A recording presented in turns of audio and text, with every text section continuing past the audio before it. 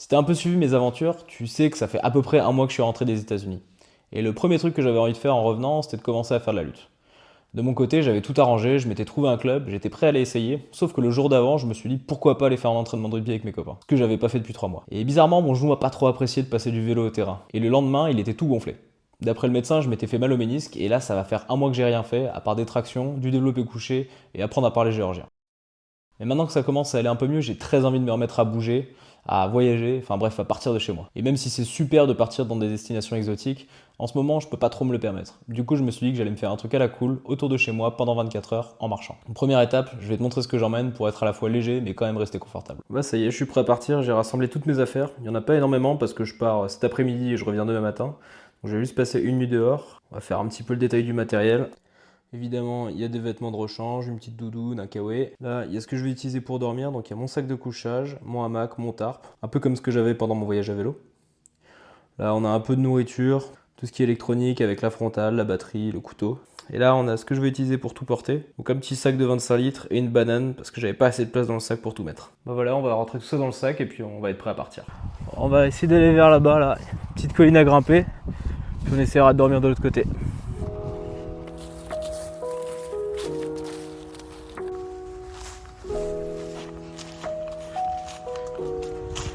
Généralement quand je marche, je fais un truc répétitif dehors, genre du vélo. J'aime pas trop mettre mes écouteurs, parce que je trouve que tu profites pas assez de ce qu'il y a autour de toi. Du coup à la place je préfère être calme, tranquille. Juste tu regardes ce qu'il y a autour, tu penses à ce que tu fais. Souvent les gens mettent leurs écouteurs parce qu'ils se font chier. Une fois que tu es habitué au silence, à faire qu'un truc à la fois, le temps passe beaucoup plus vite que quand tu as tes écouteurs et que tu es toujours en train de faire autre chose, quoi. Et du coup je fais attention à ce qu'il y a autour de moi, je regarde ce que je fais et je pense aussi. Et là en ce moment je pense à un truc, c'est pourquoi est-ce que moi et plein d'autres gens en fait, on a tellement envie de partir de chez nous, quitter notre zone de confort un peu, alors que justement c'est tellement bien d'être à la maison. Donc voilà, petite question qui me traverse l'esprit de temps en temps. Enfin bref, du coup cette question du but du voyage, du sens qu'on veut donner au voyage, ça fait longtemps que je me la pose et je sais que je suis pas le seul. Il y a plein d'autres artistes, des intellectuels, pas un cas isolé, je sais bien. Mais moi en gros, l'idée que j'aime bien sur le voyage, c'est que ce qui compte c'est au moins autant la destination que le trajet en lui-même. En gros l'important c'est pas l'arrivée mais c'est la quête. C'est un peu le caca vers là-bas. Je pense que je vais me prendre la flotte dessus. Bon bah ça y est, le temps pue la merde, c'est magnifique. J'espère que ça va pas trop durer longtemps quand même, mais bon, c'est pas grave. J'ai choisi le pire moment pour parler là, pleine montée. Du coup, sur cette idée du voyage là, qui prime un peu sur la destination, il y a un poète grec qui s'appelle Constantine Cavafy, qui a écrit un poème magnifique là-dessus. Et ce texte justement, il s'appelle Ithaque, et il commence comme ça. Quand tu prendras le chemin vers Ithaque, souhaite que dure le voyage, qu'il soit plein d'aventures et plein d'enseignements. Beau début hein. Ce début de poème en fait il est ultra optimiste. Parce que du coup Cavafy il est né à la fin du 19e et dans son poème il évoque l'histoire d'Ulysse qui une fois que la guerre de Troie est finie va accomplir son odyssée pour rentrer à Ithaque qui est son île natale et qui donne le nom au poème. Et habituellement l'odyssée c'est vécu comme un moment qui est long, pénible, douloureux, surtout qui n'est pas vraiment profitable au héros, qui fait plus le retarder qu'autre chose dans sa quête. Et Cavafy il va prendre le contre-pied. Il va dire que plus le voyage il va être long, plus il sera bénéfique au héros. Enfin, ça c'est un message qu'on n'a pas trop l'habitude d'entendre non plus. Je viens de m'exploser la gueule dans la boue, c'est magnifique. Bon, début de vidéo je disais que mon genou commençait à aller mieux, mais là putain j'ai mal. Ça fait 10 bornes que je marche, ça doit faire genre 2 heures. Je dis ça fait bien mal là, au niveau du ménisque. Enfin bon bref, c'est pas grave. Pour revenir sur Cavafy, sur Ithaque, sur le pourquoi on voyage. Dans son poème, Cavafy il dit autre chose. Une fois qu'il a parlé des bénéfices du voyage, il parle aussi des monstres qu'Ulysse va affronter. Et ces monstres, ils ont une place prépondérante dans l'Odyssée avec soit le cyclope, les sirènes, Caraïbes des Scylla, bref. Et en fait, il dit que les monstres, donc que les Grecs antiques tiennent pour réels, au final, c'est que le fruit de l'imagination du voyageur. Et c'est pour ça qu'il dit dans son poème, les violences de Poséidon, tu ne les verras pas à moins de les recevoir en toi-même. Et c'est assez intéressant parce que ça porte une vision assez moderne à toute cette mythologie grecque qui effectivement à la base est sortie de l'esprit de quelques personnes pour expliquer des phénomènes que personne comprenait à l'époque il y a 3000 ans. Et donc les fameux monstres qu'il doit craindre, tous les cyclopes, toutes les sirènes et tout.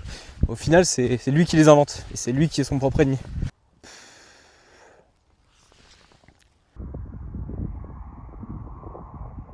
Bon, on trouve un petit coin de paradis là, 2 arbres, à peu près alignés, donc on va essayer de se mettre là.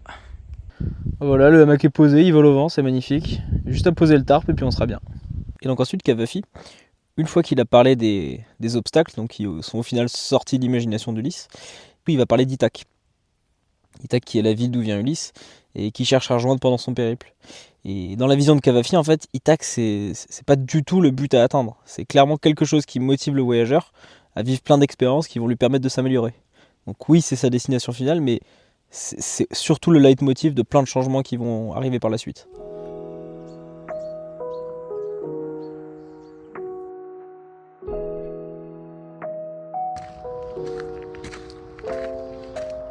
C'est vrai que nous, un peu comme Ulysse, dès qu'on va démarrer un voyage, on va se fixer des buts ou des objectifs. Et même si dans l'idéal c'est top de les atteindre, il faut pas oublier qu'en chemin il peut nous arriver tout un tas de galères.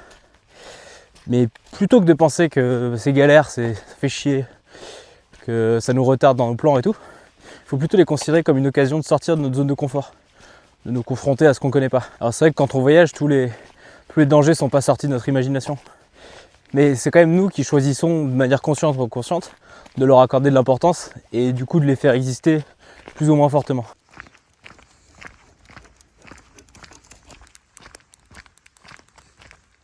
Du coup, moi, si je rattache cette manière de penser à ma situation personnelle, oui, ça fait chier de m'être fait mal au genou alors que je devais commencer un nouveau sport. Mais c'est pas dramatique non plus.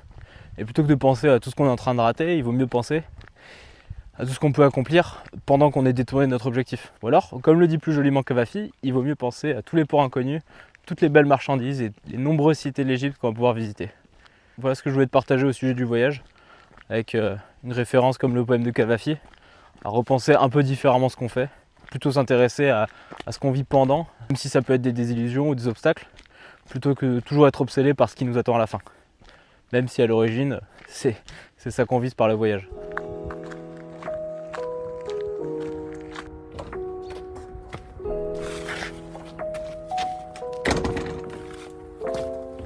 Bon, j'espère que cette petite aventure t'a plu et t'a fait passer un bon moment. Je t'encourage vraiment à lire d'autres poèmes de Cavafy, même si comme moi, t'as pas trop l'habitude de lire de la poésie. C'est des textes qui sont courts, qui sont écrits assez simplement, mais qui arrivent quand même à faire passer beaucoup d'émotions. De mon côté, on se retrouve bientôt, un peu plus loin de chez moi pour la prochaine fois, j'espère.